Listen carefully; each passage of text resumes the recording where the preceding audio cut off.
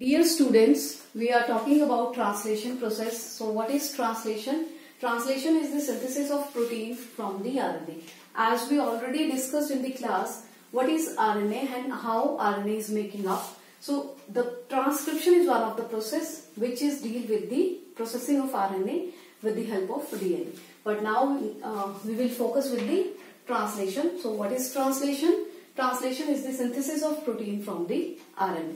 So before going in detail, we have some basic parameters which are important components for the protein synthesis are ribosomal RNA, mRNA and tRNA. These three are very much important components for the protein synthesis. One by one we will discuss. So first of all, ribosomal RNA. So what are ribosomal RNA? We will already know ribosomal RNA is the composition is the constituent of two subunits, one large subunit and one small subunit. So small subunit and the large subunit combine together to make the 70S, which is the complete ribosomal RNA in case of prokaryotes.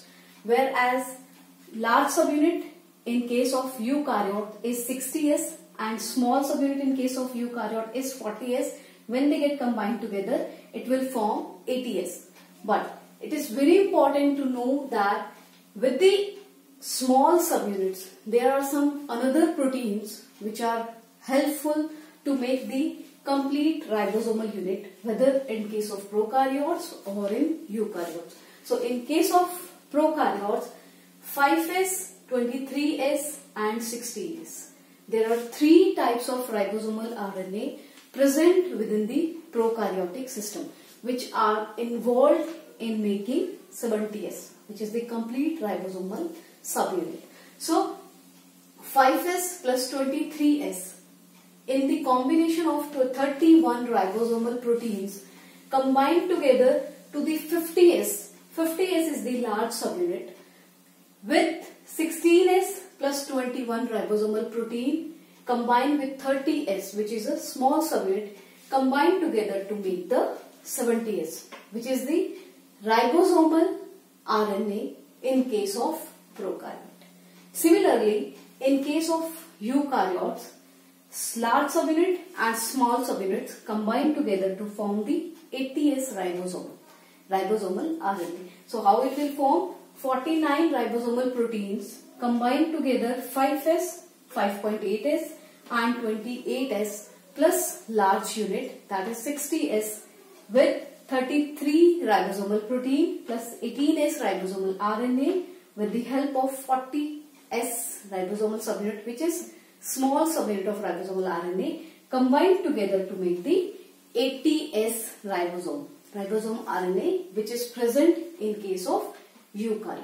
So this is about the ribosomal RNA protein, ribosomal RNA in prokaryote as well as in eukaryote. Number 2 is mRNA. So mRNA is a stretch of sequence, nucleotide sequence, which having 5' and 3', 5', 3', and all the coding region in between. This is coding region which having the information getting from the DNA. So all the information which is present in the DNA comes now under in the mRNA. Okay, with the help of which process? That is transcription.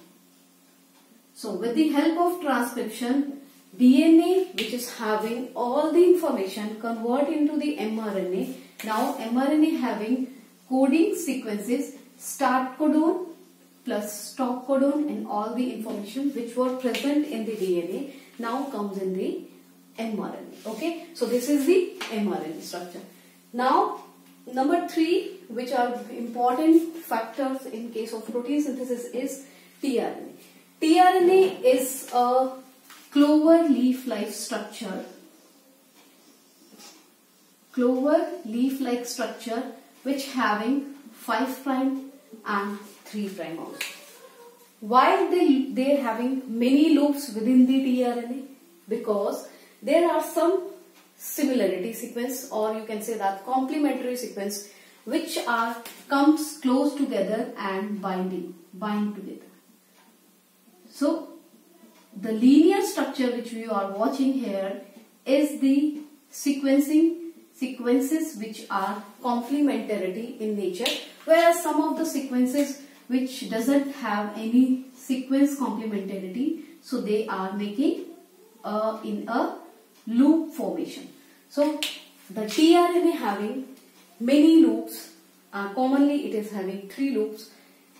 This last one loop is having anticodon sequences, so it is also known as anticodon loop. It is one arm here, also one arm is here, and this is a